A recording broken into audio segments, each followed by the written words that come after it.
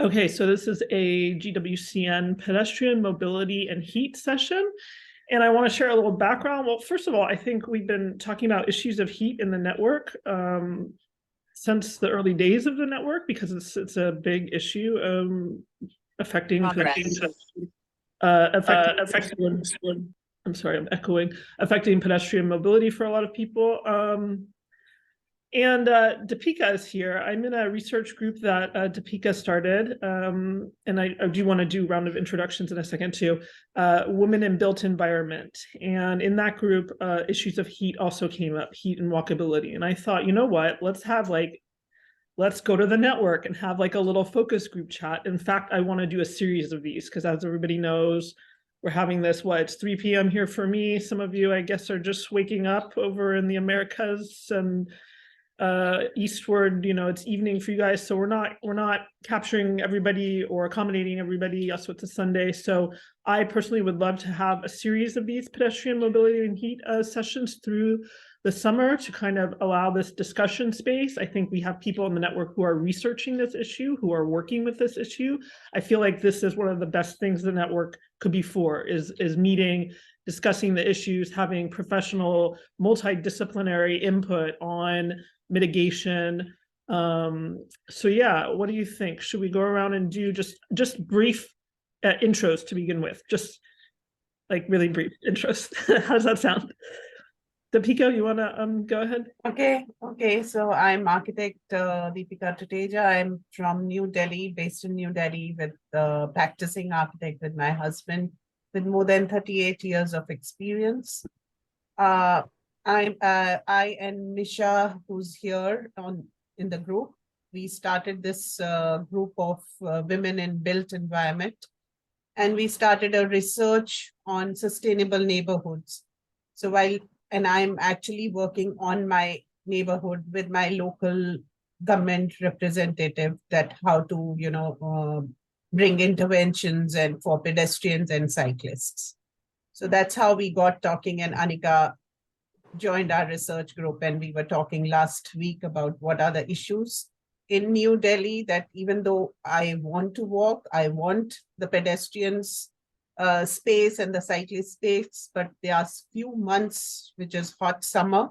Like from next week, the weather forecast shows that it's going to be 42 degrees, which is a kind of lower summer, as opposed to previous years when the temperatures shot up to 46 as well. So there's the heat factor is there for mobility. So that's how we got talking, and this came up. I have some pictures which I took yesterday. So I would like to share those with you that during the session, if there is a chance for me to share. I'll just share the pictures to show that what I'm talking about. Okay, yeah, let's get through the intros first so everybody has a chance in case people have to leave, and then yeah, that would be great. So for intros, how about after you're done, pick somebody who you do not know to go next. Okay, anybody. I know only Misha here, so no, pick somebody you don't know. So pick somebody you don't know. Okay, so we can start with Laura. Hi, everybody. I am Laura Walsh from the States. I'm originally from sometimes hot place, Nashville, Tennessee, and lived for a lot of years in New Orleans, which is one of the hotter, more humid places where a lot of people can't imagine walking at all. And I work in sustainable mobility, transportation, and have been doing bicycle advocacy for about 10 years. But for the last few, I've been working more in all sorts of transportation. And for a couple of years during the early days and during the pandemic, I ran a program in Pittsburgh called Move PGH, where we we're working to connect all the non-personal car transportation for a mobility as a service program. So you could go like take the bus, scooter, bike share, car share, all of that stuff with a single app. So if you don't care about transportation, you don't have to know about it in order to use it easily. Now I am working as a consultant with a company in London called Active Score, which does certification for real estate of various types to provide active mobility infrastructure. And I also do some stuff with my own program, Sustainability Stories, and help corporations and universities change the way they talk about transportation and give like focus on sustainable transportation instead of just saying like, this is how you drive here. This is where you park. Do you have 2 cars to bring to college? This is how you can bring 2 cars, which is something that exists here in lots of places. So I am excited to work with and get to know everybody here. Sorry if this is too long. And also to leave Pittsburgh, where one of the first things you see everywhere are these stupid signs that are no pedestrian signs everywhere. Don't walk here, don't walk here, don't walk here. And it's very awful. And so I don't know anyone. How about, and also I don't want to mispronounce anyone's name. Sonali?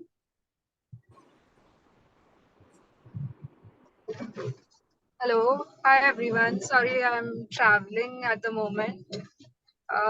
So I'm an architect and urban designer, also interested in research.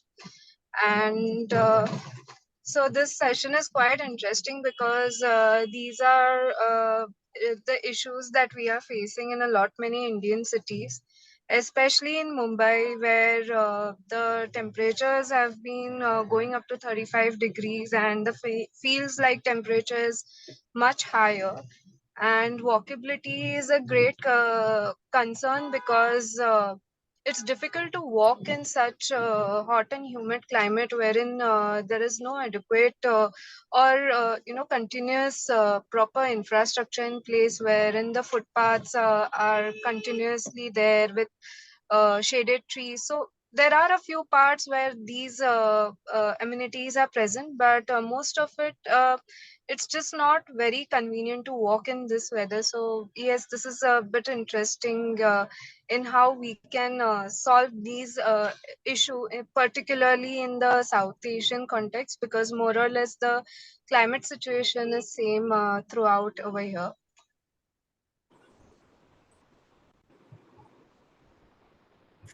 Thank you, Sonali. Would you be willing to pick the next person to go?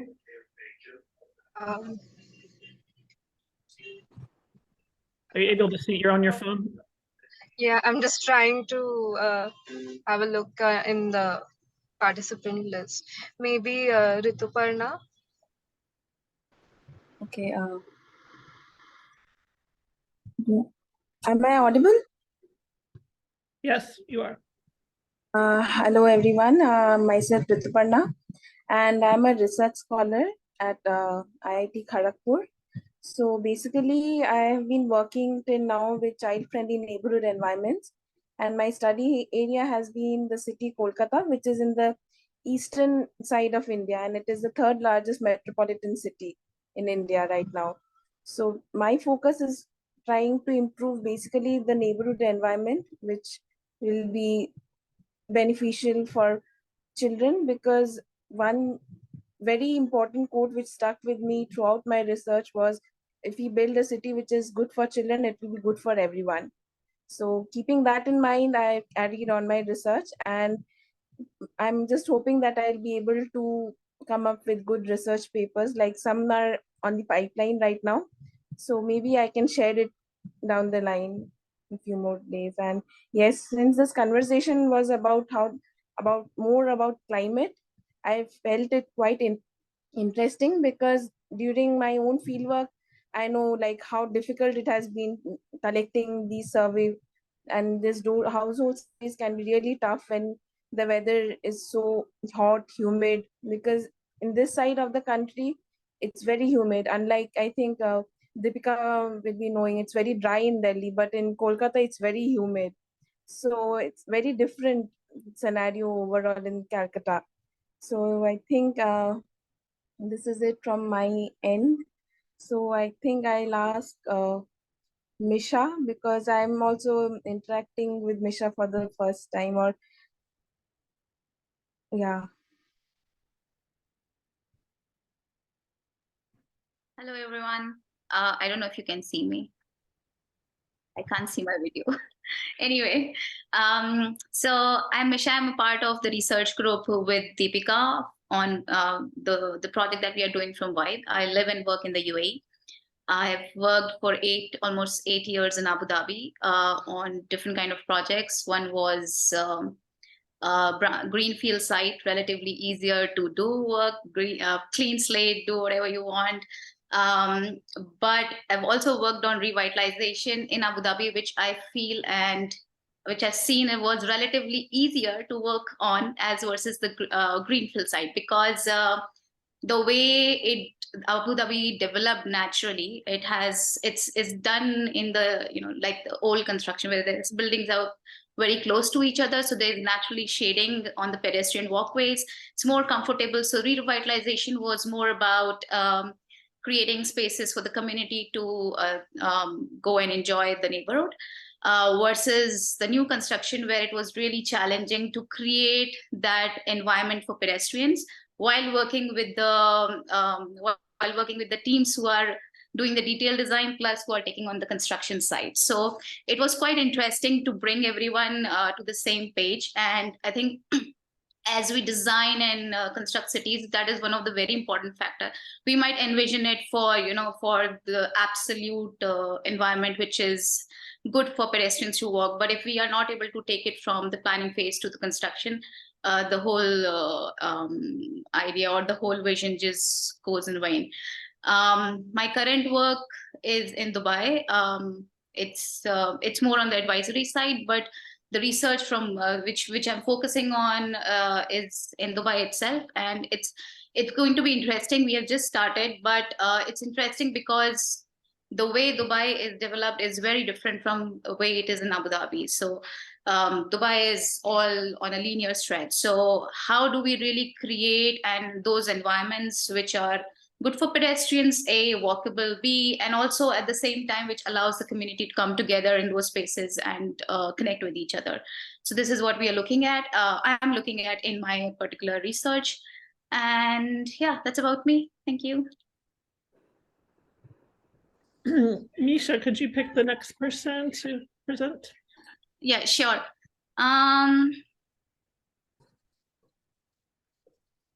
Okay. Mohammed?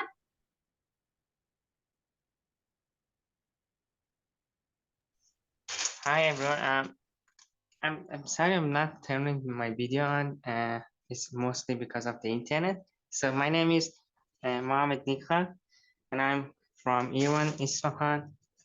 A little bit about the weather here. I would say that we are in the Middle East, so normally it is normal to say that we are having scorching hot sunny days and more sunny days than northern part of the earth. So to this end, I say that we had an earlier spring this year, and it started very soon. I didn't see the blooms of the trees, unfortunately, and hopefully we had good rain and snow during the winter, the last winter, and still the river in Isfahan is open and the water is going down, and it's really great. But unfortunately, I have to say that I don't see much activities about the environment, climate change, so many things like that. People also are part of these cars, and they're much into their car because they can go into the car, turn on the air condition, and go to their any places they want. So that's about me. I guess that's enough about the city and anything. Well, I would like to choose there is a person, I think from Turkey. Ojan, I guess. Merv Ojan. Am I right? Yeah, almost. Oh, I think you're from Turkey. Yes, thank you, Mohammed. So I'm Merve. I'm from Istanbul, Turkey. I'm an architect and I studied urban design, focus with a focus on mobilities in Denmark, Aalborg University. Currently, I'm working at a university in Istanbul, teaching first year architecture students the basic design course. And I'm also trying to continue my research on the side, and I'm interested in researching bulkability.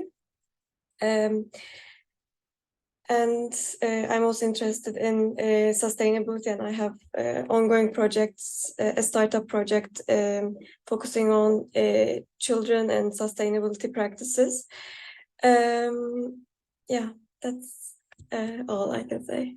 Thank you, and it's my first meeting with you, so I'm excited to see more. I will pick one. Yes, sorry. Could you just pronounce? I'm sorry, I'm echoing. Is it Merva? Merve. Merva. Okay. Yes. Thank you. I will pick Mateusz Rozansky. Hi, hi. I'm Mateusz Rozansky. I live in Baltimore, and I'm executive director of Baltimore Climate Resilience Coalition. It's a local nonprofit of several neighborhoods, inner city neighborhoods that deal with the climate change. I also work for. I'm a partner for Baltimore Social Environmental Collaborative that was established by a local chapter of NOAA. And we are trying to figure out through this collaborative how we can lower temperatures, how the lower temperatures in the city can improve pedestrianism, also pedestrian economy, and in general bring more density to American city that is in the South. That's just very short introduction. Thank you. Mateus, can you pick the next person to go? Sure.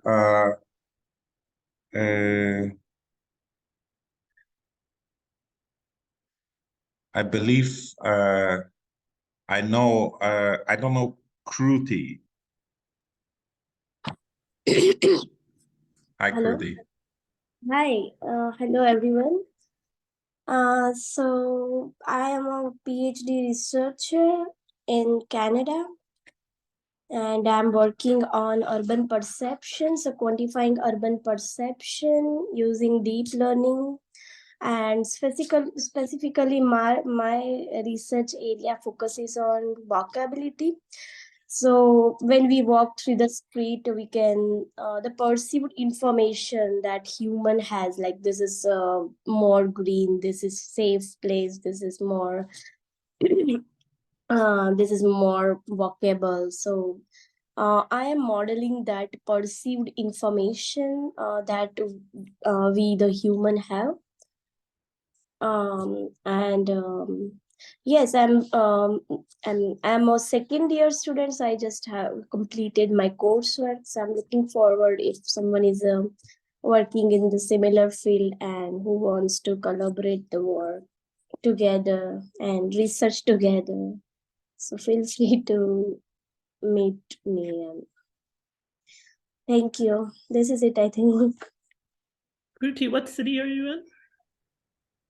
PhD. What city? You're in Canada. Which city? Ottawa. Oh, in Ottawa. Okay. Do you want to pick the next person to go? There's just a few people. Let's see. Alan, Zvi, Devantha. Those three, I think, haven't. Who are the left? I think. Alan, Zvi, and Devantha, I think, are the ones left who haven't. Okay, I would like to choose Zvi Lewe in Montreal. Hi, thank you, Kruti.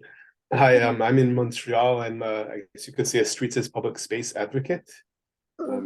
So I'm interested in lots of things associated with the street space and how we use it.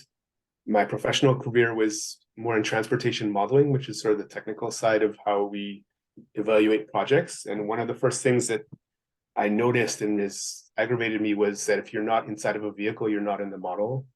So that's been a theme that's been with me all my life. And I've worked all around the world helping planners build better cities. So I have experience in a lot of hot places, or helping people plan in hot places, if you will. So that's basically what my interest is. So I will choose Devanta. Hi, thank you, Levi.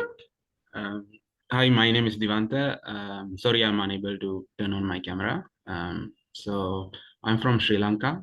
I work for a sustainability consultancy firm, which we consult building design and also the neighborhood design projects to improve the sustainability.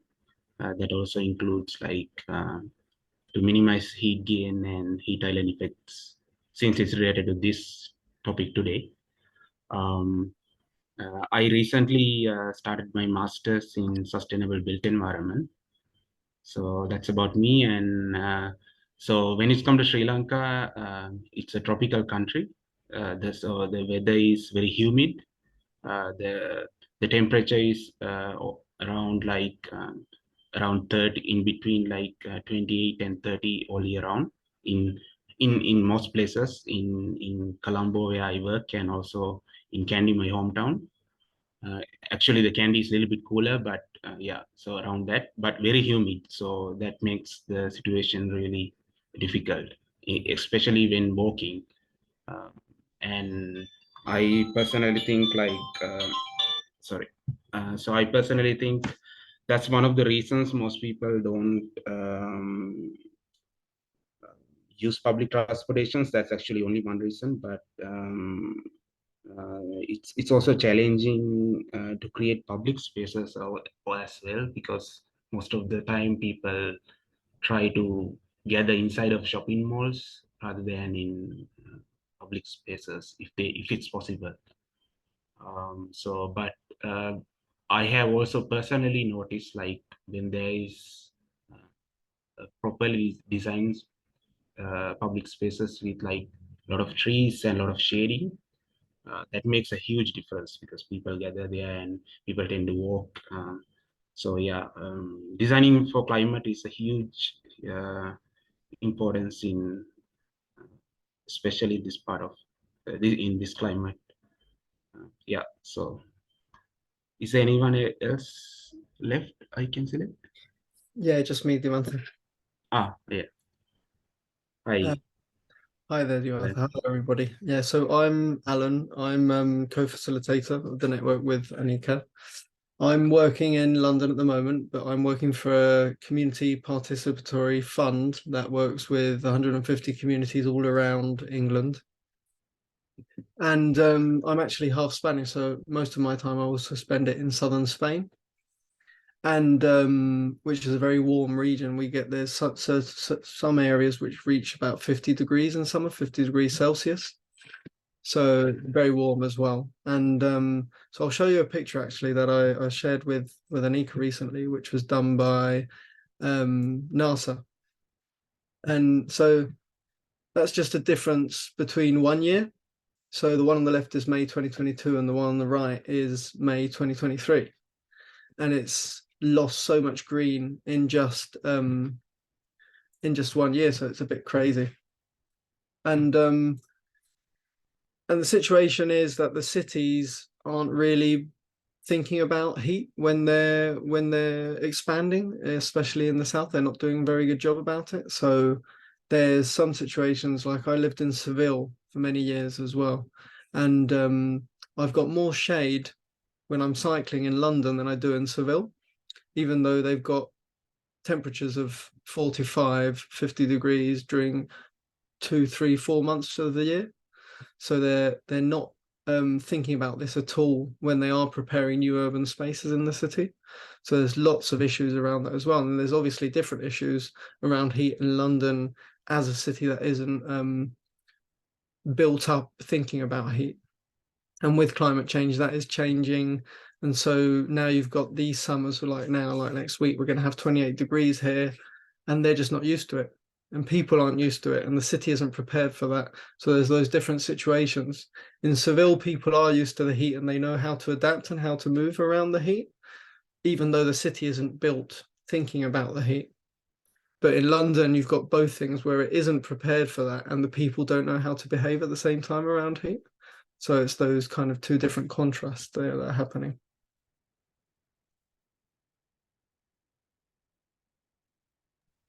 Okay, so it's now, that was really great, everybody's intros. I'm actually like really pleasantly surprised how many people have showed up. What a really great geographic diversity we have in this first session. And basically with time in mind, after I share something here, I'll let Deepika share because I know she has a couple of things to share. And then I'm trying to really think, I have no agenda for today. I really just wanted to have a first session. I think it really makes sense to actually make this kind of a discussion series. It's such a big issue. I think there's obviously more people in our network who probably have things to share and say.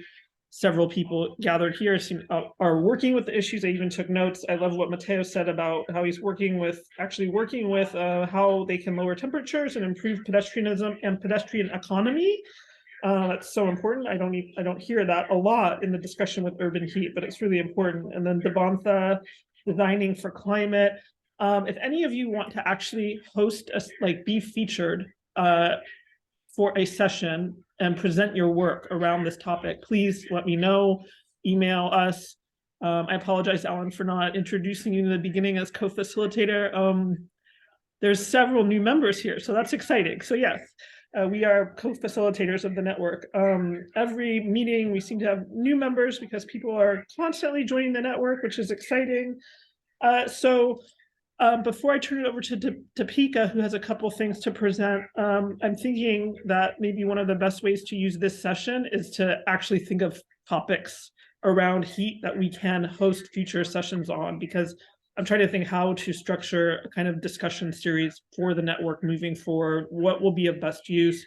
Please feel free to share your suggestions either in the chat or when we get into discussion mode in a bit, what we can do as a network around urban heat, because I'm fully prepared to hold the space and to calendar several sessions around this. So Deepika, you had a couple of slides. Yeah, I just clicked some pictures yesterday when I was out, just to show what exactly. Do I have the right to share? Yeah, you should. Let me know if you have a problem. If I can.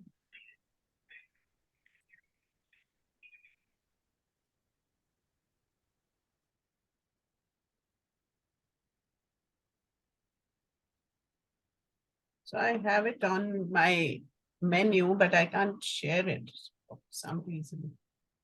Why is it not showing? Just give me a sec. Yeah.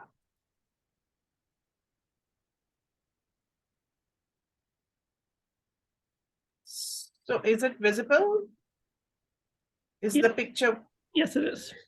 So this is my neighborhood, and these pictures are taken from a moving car because I was going yesterday around 4 o'clock. So it was like very, very hot. And that's the neighborhood where I'm working to, with design interventions and revitalizing. So this is the pedestrian path which already exists, and it's lined with trees as well. But you can see that there's hardly anyone, and it's so hot. I could just spot 2 people walking on the road. So I'll share some more pictures to show you what so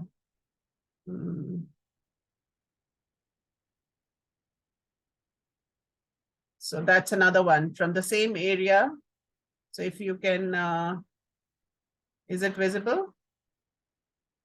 Yes. So this is a very common mode of transport in India, a two-wheeler. And yeah, so you don't see anybody between 3 to 5 or 3 to, I would say from 3 to 5 on roads. Very few people come on at that time. So yeah, so this is a new development.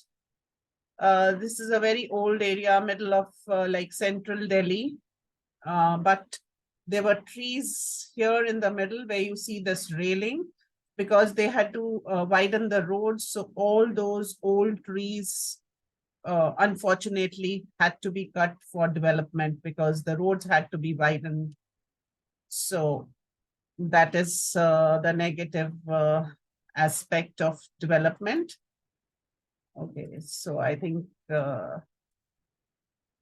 yeah, so this is another one. This is the same road which was developed further on where I showed the railing. This is when you go further on this. So that's how it used to look earlier. And even now, towards the other end, this is how it was shaded and with these old trees. But further on the behind which I showed, they had to widen the road, so they had to cut the trees. So I just have another picture also to share. Just one sec. Yeah.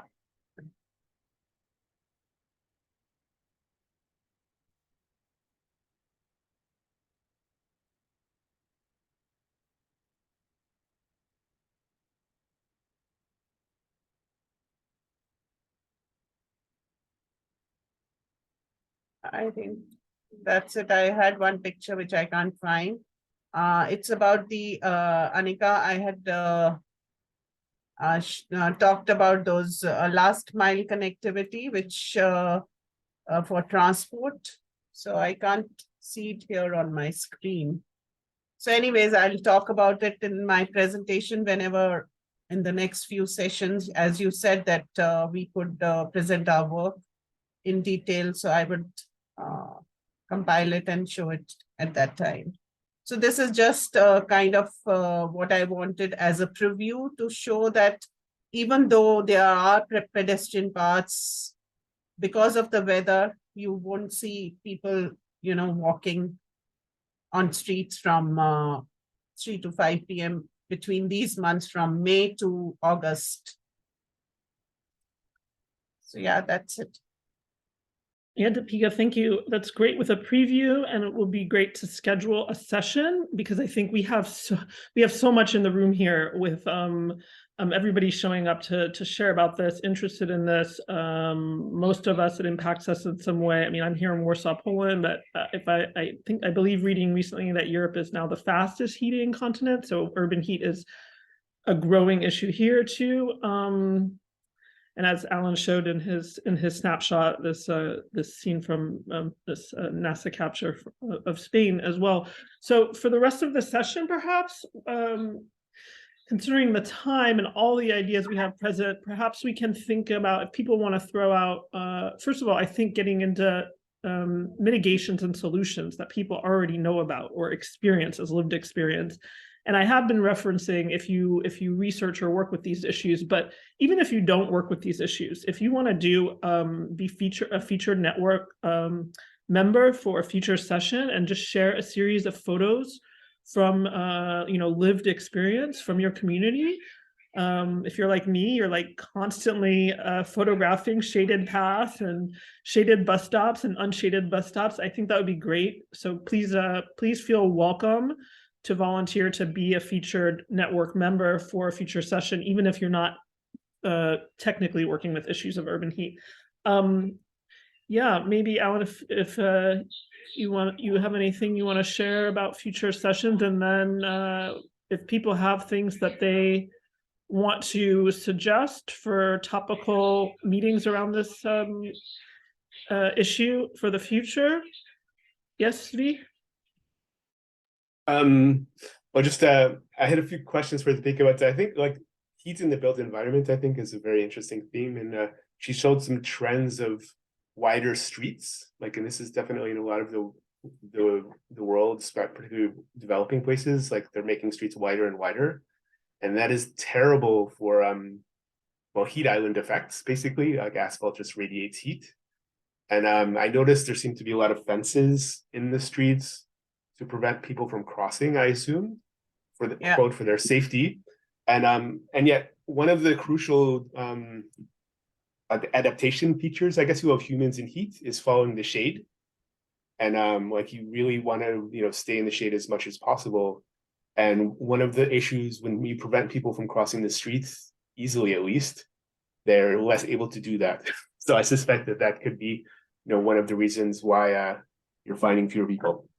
Anyway, yeah, it's just like the subject of the built environment and heat, I think, is interesting, and how we build our streets to favor or not favor other kinds of access. Like, I think we really tend to build them still to favor circulation, especially in India and a few other countries that build flyovers for cars. And well, they build pedestrian flyovers to sort of keep pedestrians away from the cars. Yeah. And those things are extremely exposed to the heat, though. And they're not exactly pleasant. And they're really, it's really, in theory, they're done for safety, but in reality, they're actually done to make it easier for cars to not stop. Yeah. So anyway. But it has those overhead walkable bridges are also, they pose security issues later in the evening, like people, or especially for women. And nobody wants to take that, you know, climb up 100 steps, take that bridge and walk down 100 steps, though there are escalators, lifts. But again, that risk of security for women is an issue. And most of those are then inhabited by homeless people. So it's like a big, you know, a cycle that where do you start? You can't find the thread. So yeah. So this is like where my passion is. The street is public space, and really encouraging us to reappropriate that space for everyone's need, not just for one class of users, those in vehicles. So anyway, those are some brief thoughts. Thank you. Okay, Laura. Is it okay if I share a couple of photos that I've taken? Okay, so as I am from the country that is one of the most responsible for the emissions that are making everything most horrible for everybody. Sorry about that. And one of the things that I have been obsessed with for many years is how we design things here to make it so unappealing for people to take any mode of transportation other than a car. And the ways that streets are made both wider, which keep you like make the crosswalks, if they exist, extremely wide, so you have to dodge cars in all sorts of ways. And then the cars are larger. They're all using, all the drivers are like texting at the time. And then you have to cross both like two directions. And so the danger for walking is just much greater. And so that's something like all of these different design choices that we have here pretty much just drive people into cars. And so by doing that, it makes it even more difficult for us to make any improvements, so we can cut back on what we're contributing to make everything worse for everybody everywhere. And so everywhere that I walk here in, let's see, is this coming up? I'm not sure. Yes, can you see? We see like a selection. We see a screenshots like selection. Okay, do you see like a giant road? Yeah, but it's like maybe unshare and then share again. Maybe click on. And it's okay. It's showing several Where different is things. it? Okay, sorry, I haven't. Oh, okay, there. Sorry about this. Maybe I should No put worries. together okay, is that working? Yeah. So this is an area which should be in a very walkable neighborhood. And if you see in the far left corner, there's a tiny little sign that says like no pedestrians, but you can't even see it. It says like use crosswalk. But so you have to take like, it takes all of the most convenient ways of getting around. Like the shortest distance is eliminated. You have to go like wait numerous lights in order to cross this area. You have to press buttons. It doesn't automatically change. Like the cars always get the light and you're always waiting. There's one lone walker person. Another, this is the same intersection, another no pedestrian sign. And oh, a bunny. Shoot, I took screenshots of them. Are you seeing pizza now? Yeah, yeah. Okay, I opened the wrong thing. I tried to save them all in one place, but I think I am not oh, there we go. It was a nice pizza, Laura. It was a nice. Yeah. The caramelized onions on it were so delicious. So this giant It's almost dinner time here. What's that? Oh, no, sorry, I said it's almost dinner time here. Oh, I know, I want to eat that right away again. So here's another no pedestrian sign. You can see behind the crosswalk closed thing. This is by a giant grocery store. And then there it is again. And it's just, this is all in the same neighborhood. And it's just like everywhere that somebody could consider walking, they're like, I have to just stand around in this.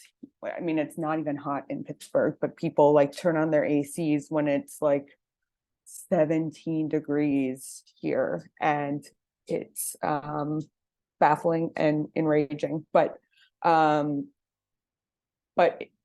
while the city continues to develop like this and other cities continue to develop like this, people are just going to think that they're not welcome in public space. And it's so public spaces are continuously, sidewalks are made smaller, are covered by construction, and people are like the last consideration if you're not in a car.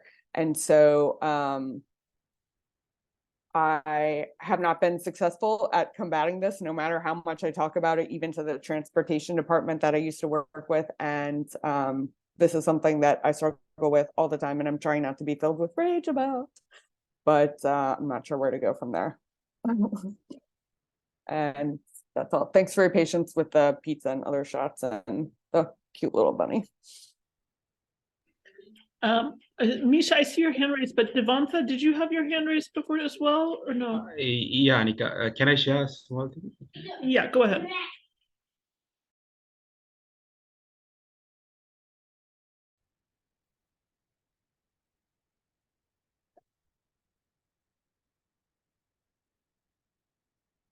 Can you see the Google Earth image? Yes, we see the picture. Okay. No, this is the Google Earth. I just use the Google Earth. So this is like with regards to what like Levi just mentioned. So in Sri Lanka also we have a lot of pedestrian bridges. So this is a typical one. So instead of making like just like a zebra crossing, they just have created like a big structure to walk pedestrian across the street. So I mean the the actual reason is to not to help pedestrian for walking, but to minimize the distraction for vehicles. So in a humid climate, this is like especially hard because you had to walk all the way up, and you kind of tend to sweat. So it's much harder in a humid climate, and also if you are like a elderly person or a disabled person, I mean it's almost impossible to climb this. So, but in Sri Lanka, jaywalking is very common. So most of the people just cross the road instead of using this pedestrian bridge. On this side, actually, there's a good reason because there's a railway going. So that's a good, I think that's a good thing to have a pedestrian bridge there. But in most of the places, like if it's more than a 4-lane road, they just have pedestrian bridges sometimes.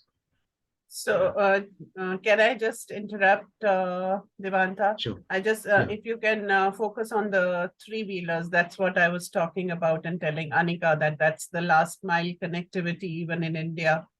So if you can just zoom it and point on, yeah, with your cursor. Yeah. So this is the last mile connectivity from metros, and that's what creates traffic in I know about Delhi, but many other places also, Mumbai. So this is a very common mode of public transport. Actually, here in Sri Lanka, it's a big, I mean, these three-wheelers are very common because the public transportation is really bad. So most people just take this three-wheeler and instead of using the bus because it's the, and also on the other hand, there's the three-wheeler union, the National Three-Wheeler Union, they have established a union. So they try to like keep the public transportation, like they minimize them. And, you know, like there's some lobby going on, but the biggest reason is like the poor public transportation and very crowded. So people just use three-wheelers. Yeah. Yeah. So I recently came across a Deutsche Welle documentary about like three-wheelers in Sri Lanka, and they said it's empower people, but I mean it's quite the opposite actually because it's not empowerment, it's just there because of the poor public transportation. Yeah. So in my neighborhood, we have 2 metro stations on both the sides of our exits, opposite directions. So the neighborhood is, you know, the roads are lined with these auto rickshaws, three-wheelers, because that's the last mile connectivity from metros to the neighborhood. So there's hardly any road space left for cars also. So, yeah, thank you. Okay, thank you. Misha, you have a question? Yeah, Misha, you wanted to? Hi, yeah. I think the 2 points that I have seen as a very important factor in really translating what we vision as planners. So I'm an architect, I'm a planner, architect and practice as a planner for a long time. And one of the projects that I've worked on was taken from concept to the construction stage. So 45 square kilometer city project. And my role in the project was taking the project from the regulatory side all the way when it's going to construct. So the thing that I see is very important because it's a problem that is going to affect everyone. Heat is going to affect everyone living in the city, and it's very important to really understand and acknowledge the who, what, and why of the problem. So that means that design inclusivity has to be there, which means everyone who is going to be involved in the planning, design, and construction needs to be aligned with what is to be done. Because we as planners, you know, we envision the best world that we want around us. But unfortunately, when it comes to taking projects on the site and constructing, the focus is delivery. And that's the place where everything gets lost. So one of the things is that, you know, what does including everyone to really make them understand or really aligning them with what is the problem that we are trying to solve this together as a group. And once they know the why, I think the what of something that has been envisioned is really easy to translate. Otherwise, there are always roadblocks. So this is one of the important things. The inclusivity throughout the project's life cycle is something which I've seen is very important and very critical to really ensure that the vision gets translated on the site. The second thing is which I see as a challenge, maybe because I'm in a different governance system, having these community hotspots where the community can really come together and take action. I know it's easier to do in India and maybe in the UK as well. I don't know everyone how easy it is in different countries, but here the regulatory system is different. It's changing now. On the road to COP, there's a lot of change happening, but at the same time, I think it's important to inform the community around of what really what it means, what does urban heat means, and how is it going to impact everyone on a day-to-day level, so that people can also start taking actions on their individual level where they can do. I mean, in the UAE, it's such a harsh climate. Every other day, I'm sure people are suffering from heat stroke, and I have suffered from heat stroke twice in just 2 months. So, and I don't even step out. So it's more about education and really involving the community in the process to understand the problem, to understand what impacts the climate change can happen on them. And I don't know, there's a very interesting book, maybe a lot of you have read. It's called The Ministry of the Future, which I have been reading. Very interesting, and it's the subject starts from my state in India, which is Uttar Pradesh, and I mean, if it's a fictional book, but then once you really see the impacts that it's going to have, the climate change, then you can it really helps us to understand that it's not just the design, it's not just the planning, but there is so much to be done around the regulation side and on the community side. And if they are not aligned, then there is going to be a massive mismatch, and there's going to be a massive impact on the whole system itself. Because one of the incidences in the book is that there is a ministry, there's a governing council which has been established, and they are working to, a lot of people have died in Uttar Pradesh because of the heat wave, and they are trying to investigate, and they have a scientific way of identifying, how to solve the problem and when the next heat wave is going to happen. And then there is a community group that thinks that the ministry is not doing anything. So it's important that the two different parties are always aligned, and that's a part of the inclusion process, that unless we are really including and engaging the community in all the works, we would not be able to see success. So yeah, these are the important things that I think should be also discussed. One last thing that I had discussed with Deepika also in Vibe was, and regarding what Laura also mentioned, was about the road rules. And I mean, everyone has a car in the UAE, and that is a problem, because in Dubai, we have public transport to take us around, but not in Abu Dhabi. And what the problem is that some people don't really understand the right of the pedestrians. And thankfully, we have places like Instagram and TikTok where we can really educate people through the way they want to be educated, which is creating reels. So if, just having a project where we can educate people on basic, road rules, and educate the community around different topics about pedestrians and climate change and, urban heat, that would be great. So yeah, that's it.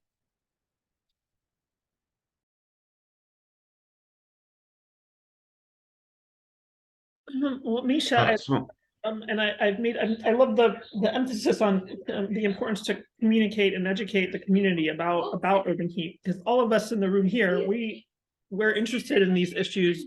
Many of us are working with them, but on a day-to-day basis, I think a lot of people, they're just really suffering it. They're not really thinking about what are the, because that's not the job of everybody to fix it. And we're in the room here, people who are wanting solutions or actually working directly with the topic. So I've actually written down as a potential future session, having a whole thing around the communication and education side, which I'm very interested in as well. And I love how you mentioned using social media, obviously, to get to the public about this stuff, because many people are on social media, so it's a great place to reach them. But I think it would be really fun to have a whole session around that, and maybe like a brainstorming activity. If you guys see in the chat,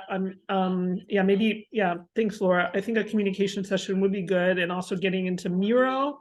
Have all of you used Miro? just getting into some activities. It's like a digital whiteboard. So I think a lot of us here, we want something also, this is, I think, a really neat exploratory session, a chance for people to meet each other. But in future sessions, I also want to get into some activities in which maybe people can come away with like new thoughts from, fellow network members about different ways of looking at solutions or, yeah. So if you have ideas, I'm very, much interested in any ideas people have. So Miro board is one we'll be using. If you have some sort of activity that you use in other networks or in your work or just playing around with, all these digital group activities that you would like to help at a future session, lead some sort of brainstorming activity around this. I'm being very vague. I'm sorry, I'm having my second iced coffee.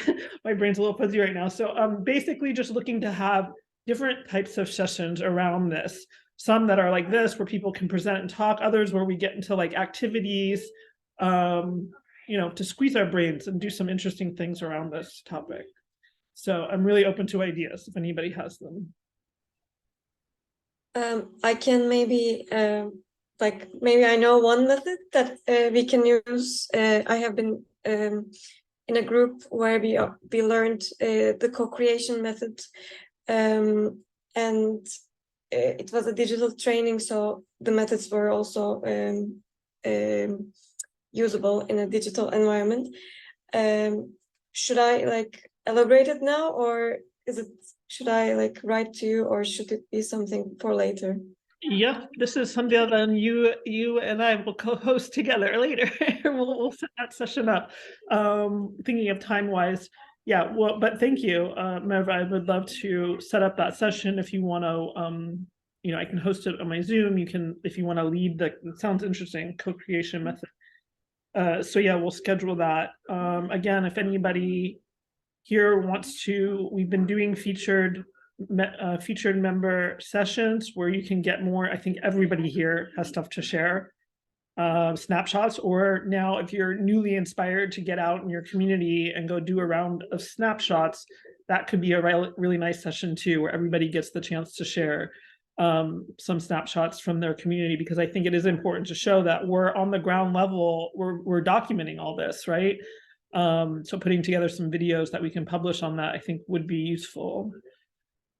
So I just want to share something that on Women's Day, my neighborhood, there's a group of women who are advocating, revitalizing of the neighborhood as well. So they hosted a street play in the community center here and called the government representatives to, showcase what the problems were. So that was one way of educating people who were watching, the audience, the general public. But that was a very good way to, bring forth whatever their problems were. So I can share, if I can get hold of those videos, that how the women are, enacting that in a street play.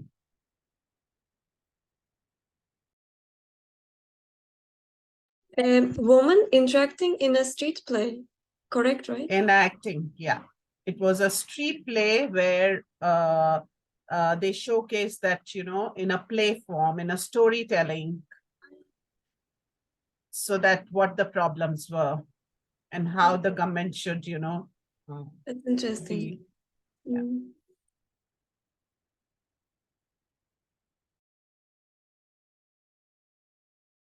And Ritu, thanks for sharing about the alerts sent by the government. At a future meeting, maybe we'll frame it as a communication session, but we'll use the Miro, which is like this digital whiteboard. So basically at a future session, you get a link and you can go in and put post-it notes and we can all see it happening in live time.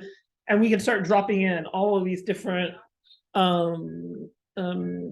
means of warning the public, also actual urban heat mitigation on the ground. I mean, I know of some. I'm sure there's several types of mitigations that I'm not aware of, and I would like to learn. So really provide that learning space for upcoming sessions. If anybody, again, has ideas, we're here right now. You can always write to the Global Walkability Network at gmail.com email if you have ideas. But if you have ideas now for topics around this, getting more specific in urban heat, Devonta, I really like this, just designing for climate, and I think you probably the work you do would also be great to share more about that if you want to.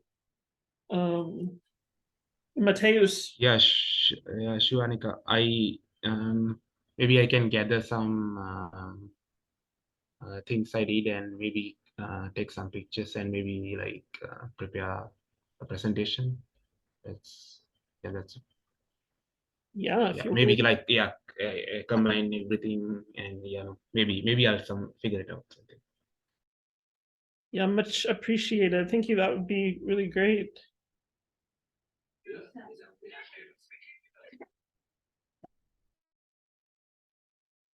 Well, we can round up soon. Any further thoughts, ideas, questions for fellow network members?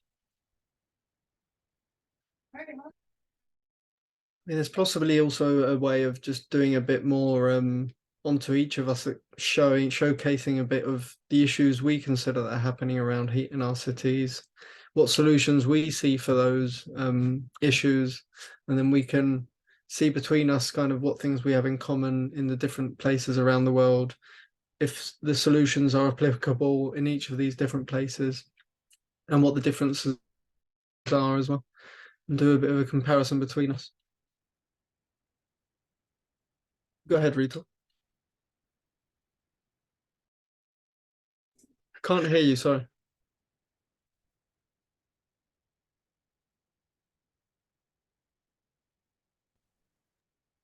Still not audible? Now it is, yeah.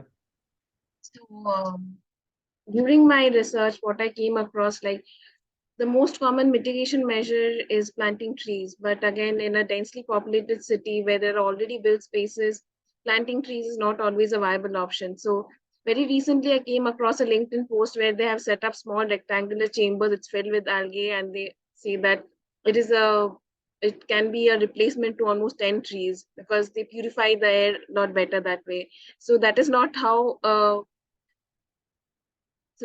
city should work, I believe. Maybe I can share the link later on in the group. So that is one thing. And other thing is equity of green spaces, because the green spaces are also not equally distributed throughout the city. Especially in US, I heard the neighborhoods which have good economic standards, like people from higher income group there, they have more better access to green spaces around the neighborhood, while the people from the lower income category, they are more prone to concrete or built environments, like there are hardly any green spaces. So that is one more thing. When we plan for cities, there is not much of equity we get to see around, because for city officials, I feel land is money, so they always in the thinking tends to be what is going to be more profitable, how they are going to raise more taxes from their citizens, I feel.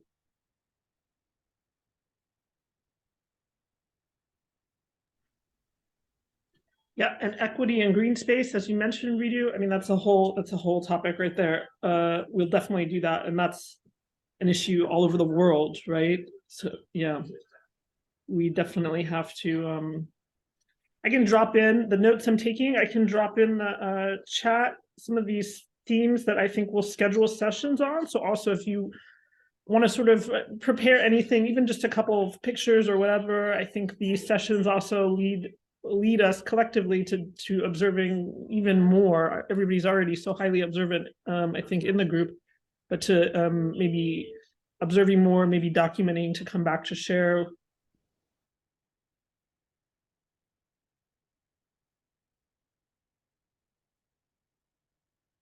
Anika, I wanted to add in one thing over here.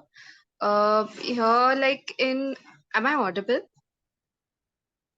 Yes. Yeah. So here in Mumbai, so basically, we have these open spaces that have been always, under pressure of being developed. either for residential, commercial activities, or even the upcoming metro that is coming. So, we are losing out on open spaces which are already very less in size.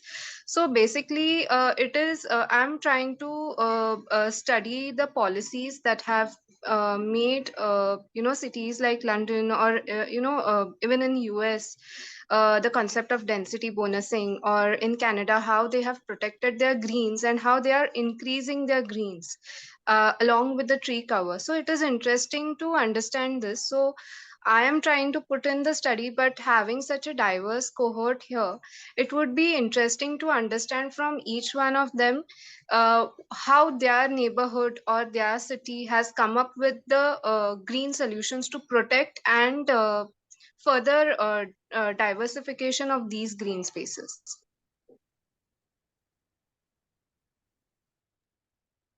Okay, Sonali, that would be great. We can, how about, we can organize that session with you, perhaps as co-hosting. That's a really good one, and putting the call out to the network. People can come prepared with slides and things they've observed.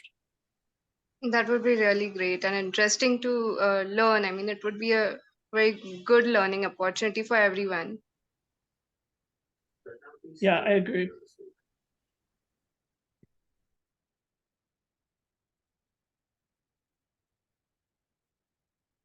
So now, like, can I ask, I guess I have it on recording. I'm writing it down. I'll just listen back to the recording for the exact title for the session. Okay, other ideas? I'm taking notes here and we'll be following up on everything.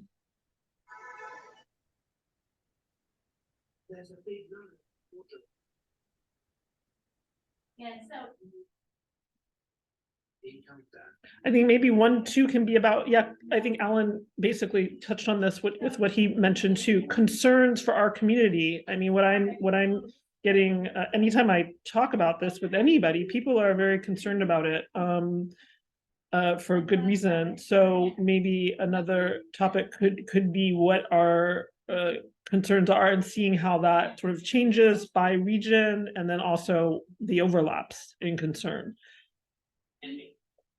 Yes, Devantha?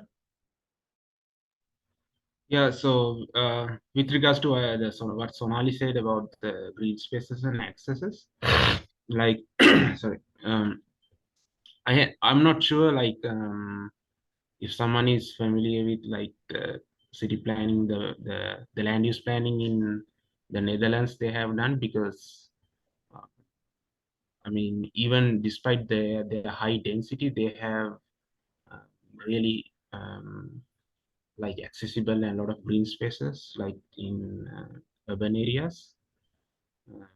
So yeah, I don't know if someone here more familiar with the built environment in Netherlands and maybe in some other places. Yeah, so yeah, it would be interesting because the density is much higher. It's even higher than Sri Lanka. So I'm sure it's almost close to India, I think. But their accessibility to green spaces are really high. So yeah, it would be interesting to learn like how they plan their built environment to get that.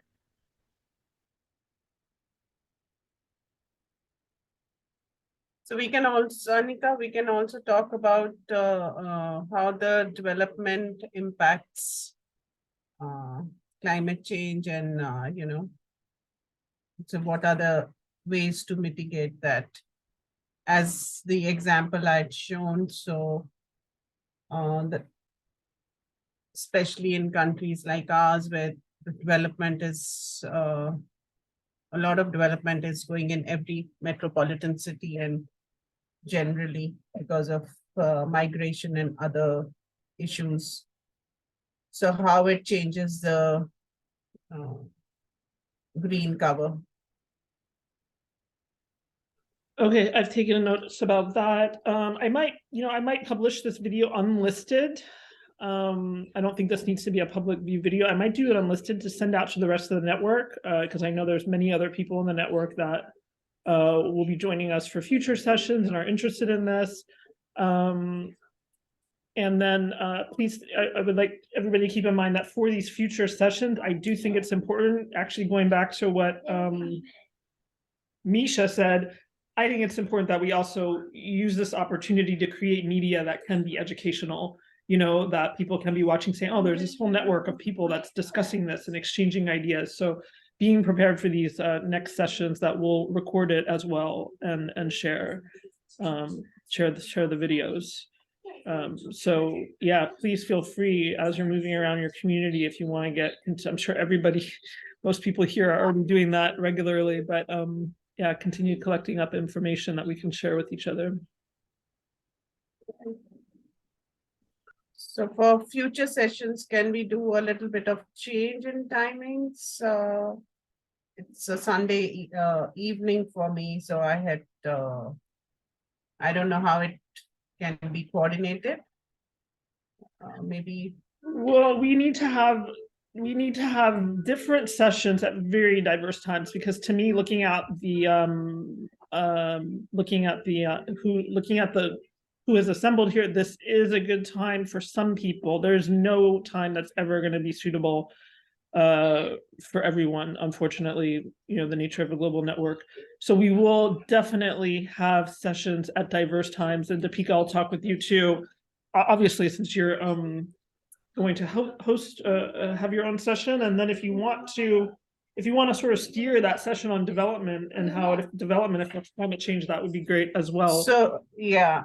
So Anika, another thought that came to me was, could we somewhere incorporate or collaborate between what the research we are doing and what we are talking now? Because this is a major aspect of a topic of research in our neighborhood as well. So somewhere could we align it? What are your specific ideas? No, because this the topic we are discussing has direct implications on the topic we are researching for our neighborhoods, because that's actually the base point from where we started the research about walkability and mobility issues in a neighborhood with the the transport issues and too many cars and no place to walk. So that's where that idea of research started. So it just a thought that if we could just align that somewhere, maybe not now, maybe later. It's just I'm just thinking aloud. So I'm not really. I love alignment and collaboration. I'm just asking for specific ideas, because it's going to go right through my mind and I'll forget. So just, yeah, any specific ideas you have for how we can do it and move to action, please just suggest it, and yeah, we'll go with it. Yeah, I'll when we meet next. So when do you think you'll be hosting these sessions, fortnightly or weekly, or how is it going to be? I mean, there's a lot here, and I feel like this next couple months is a good time to host these sessions. So yeah, I'm thinking maybe at least 2 a month. It could be more. We'll see. Yeah. No, every fortnight or every week, or how is it? I haven't decided yet. Okay. But it will be, I think we'll do at least 2 a month, at least. Yeah. Maybe a couple more, and just keep up a good momentum over for many of us, summertime, but in our network, of course, we have many people in the Southern Hemisphere. It's, I guess, winter for them. So I try to be mindful of that. But yeah, for many of us, we're now approaching summer, right? So I thought this could be an ideal time to get some momentum and host several sessions around this. Yeah. Great. And reach to, okay, I'll communicate. She has an idea for a thing. I'll communicate with her about that. Yeah.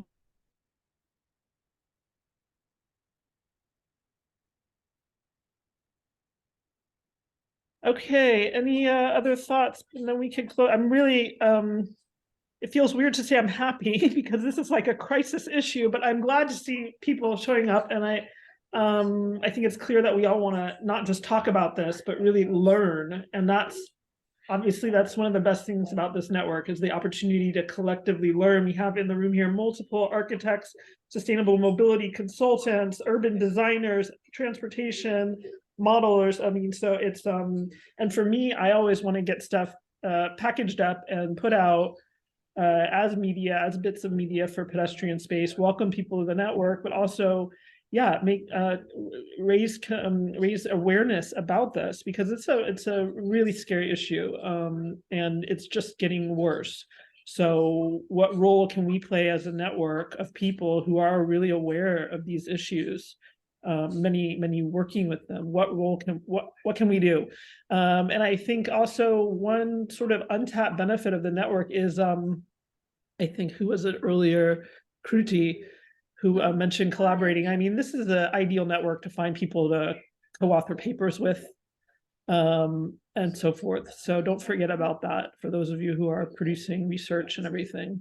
I think this is an ideal network to find fellow co-authors for papers and for other projects. So let's wrap it up. Feel free to write us, Alan or I, on LinkedIn or the email if you have ideas for this, if you want to host sessions, if you want to help, if you're not really comfortable hosting but want to co-host a session, please just write your ideas, because this is a lot to organize, and I'm really happy to have any help co-organizing sessions, or even just being able to host the session on my Zoom if somebody else wants to steer a specific urban heat discussion or activity. Great. Thank you. It was lovely meeting all of you, and looking forward to more sessions like this. And I'll come up with some more ideas which are running on my mind, that what else we can study and incorporate in this. Yeah, thank you so much. Thank you. Sorry, Annika, would you be sharing the notes post-meeting? Well, I don't know if I missed something on the chat, but I think I can save the chat, right? I'll try to package up like a summary and send it out to the network of I have some notes. It'll be as summarized. Yeah, okay. I will be cautious of making the notes next time. Yeah. No, I'm sorry. I'm a little... Thank you so much for sending them through. Yeah. Okay. Thank you, guys.